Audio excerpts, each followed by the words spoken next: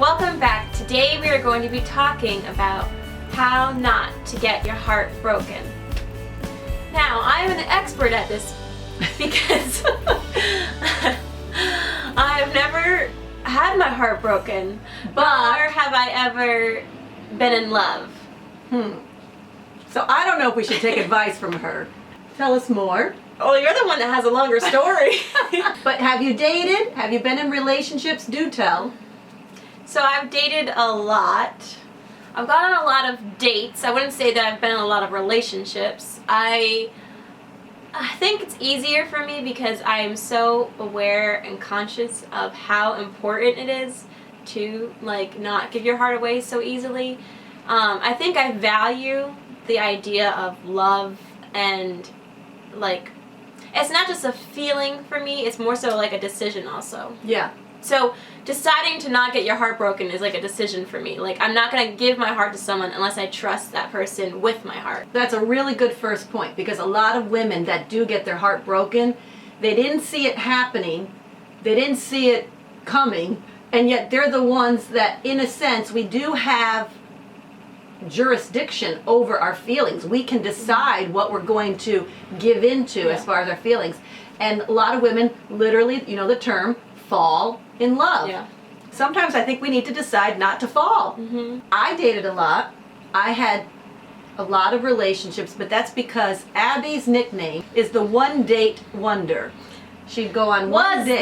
She was the one date wonder until her first boyfriend broke that pattern. But before your first boyfriend, she would go out on one date and that would be it. Nope, I'm not interested.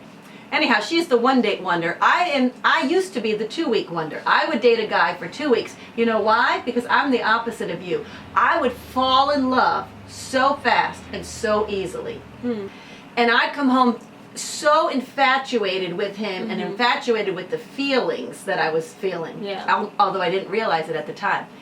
But usually within 2 weeks, all the newness and the novelty would wear off for me. The one guy who really broke my heart was a guy that kind of fell for me first in college, noticed me, fell for me, and I didn't feel it for him, but I went on a date or two with him. He was sweet, but I wasn't feeling it.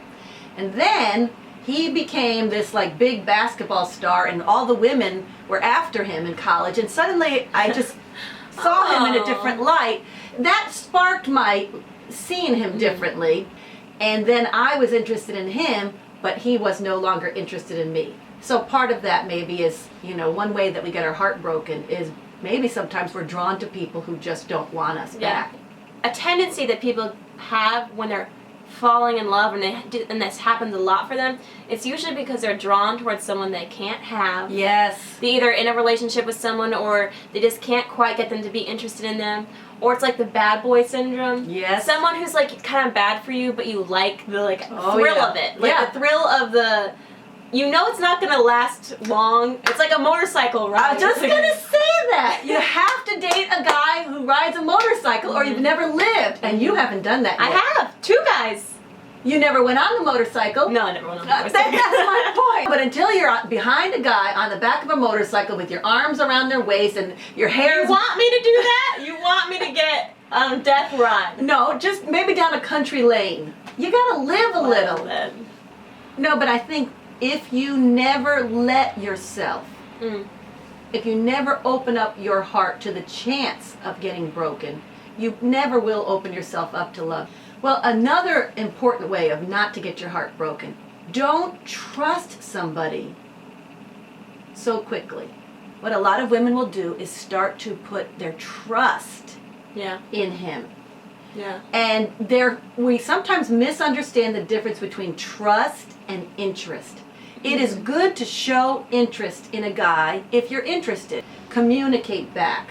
Give a little bit of your feelings, express a little bit. But you don't have to trust somebody, because trust is a very fragile thing. And once trust is broken, it is really hard to rebuild. And there's only one person in your entire life that you can trust who will never, ever break your trust. That's God. Nowhere in the Bible does it say to trust one another. Yeah. It says love one another, forgive one another, do good to one another, but nowhere in the Bible does it say trust one another. You don't have to trust a guy when you're first starting to go out and when you're getting into a relationship. Trust has to be built, it has to be earned, and it has to grow slowly, and it's like a brick upon brick. And I think one reason why so many women get their hearts broken needlessly is that they trust too soon. And they misunderstand the difference between trusting someone and liking someone.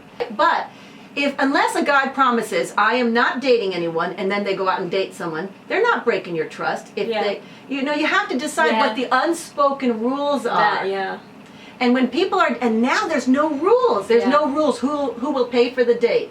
There's no rules who's supposed to text who. When do you ask about becoming exclusive? Who asks about being exclusive? How long does it before you should be? Is it okay to date other guys when you're talking to somebody and you're starting to be interested in them? There are just no rules anymore. So therefore, if there's no rules, also it's going to be confusing. I think that's where trust starts to be involved without maybe both parties being aware that there's trust. I think that's when the hurt comes in, because all of a sudden people are like, why am I so hurt?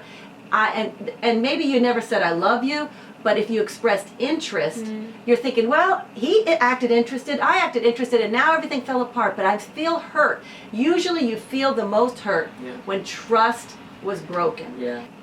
So I think today there's a lot of broken hearts because there's a lot of misplaced trust. On your journey, you have to learn to trust a little bit. And some women have to learn to trust not so much. I think the thing with never having your heart broken also comes with, so that's the negative, but the positive of letting your heart be broken is having gone through the roller coaster ride of being in love and getting to know like that side of life. Like it's like a whole nother door is opening. So it's not necessarily a bad thing that you've had your heart broken or you're on the verge of it or something. It's a powerful feeling of like really just like being at your ultimate like emotional low. Or your ultimate vulnerability, your ultimate, maybe your ultimate openness. You opened up your heart and you tried to love someone. That is good. If you've had your heart broken, that's the one good thing about it, that maybe you've made some mistakes, maybe you trusted too much, maybe you trusted too soon, but guess what else? You probably wanted to care. You wanted to love. And that is never bad. So keep on loving.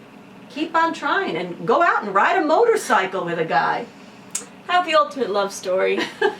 I think it's a level of trust that's grown over time. And then it's kind of going to be a verge where there's going to be a point where it's like at the top of a roller coaster ride where you have to decide if you're going to fall down or if you're going to just call for the fire department to come get you. Because you're not going to take the You're ride. not going to take the ride. So maybe one of these days you're going to take the ride.